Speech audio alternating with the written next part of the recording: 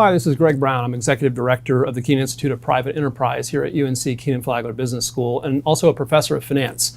So as many of you probably know, there's been a lot of controversy lately about share buybacks and some implications, some proposed policies that these would be bad for the U.S. economy in some way, and that we should have a policy that discourages companies from buying back their own shares. So I want to walk through the logic behind what's motivating these policies potentially, whether there's evidence in the academic literature from all the research we've been doing to support that, and really just get a better handle on what does the evidence say about share buybacks. So let's start with the argument for a policy that would limit or penalize in some way share buybacks. So what's the argument? Well, companies make money, so they've got cash. They can either just keep it as cash in the bank, but they're more likely to want to do something else with it. So they could use it to pay dividends. They could use it to reinvest in their business, build another factory, or do something else that would be real investment for the business and the economy.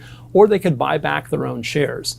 The concern is that share buybacks have increased over recent years, and that maybe there's a bad thing associated with this. Maybe it's that what's happening is executives are buying back shares. This reduces the number of shares in circulation, increases earnings per share, that increases stock prices, and this leads to higher bonuses for executives while making shareholders worse off and less investment in the economy.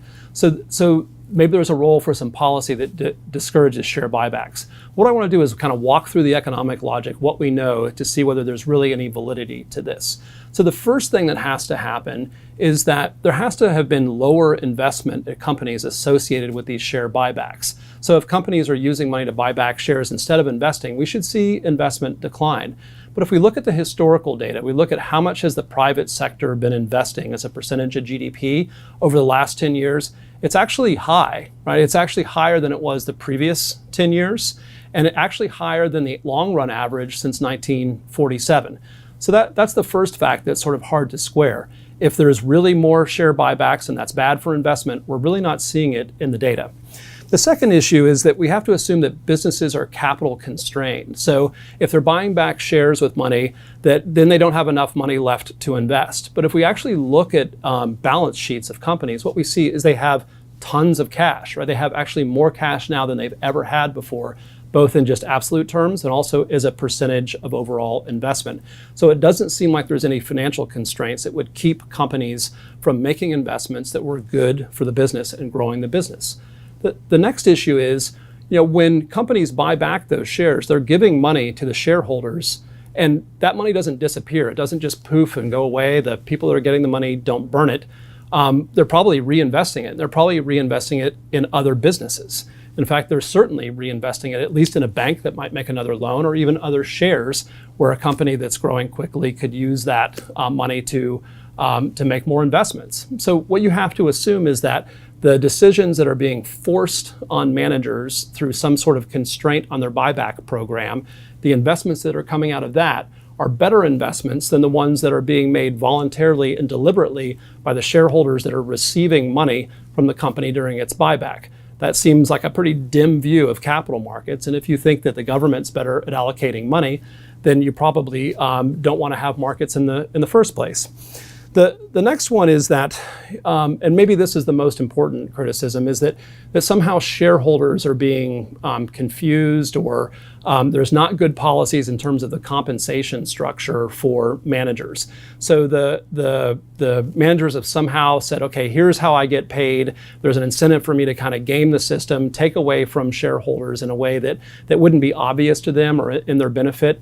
Now, I think this is a plausible argument in some limited cases. I'm sure this happens on occasion, but we also know that there's this large group of institutional activist investors that look for companies that are doing things like this that are not in shareholders' best interest, and then making direct interventions to change those policies, and often those policies mean changing management.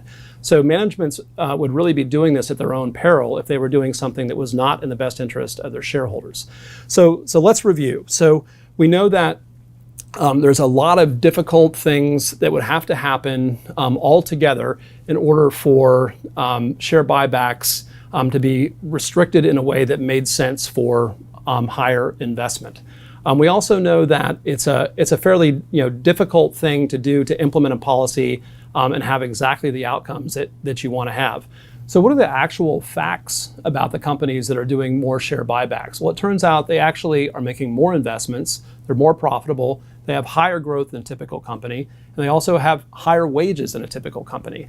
So while there's a lot of argument and discussion around the policy associated with share buybacks, I think it's important to understand the empirical evidence refutes the fact that this is probably a value-added policy.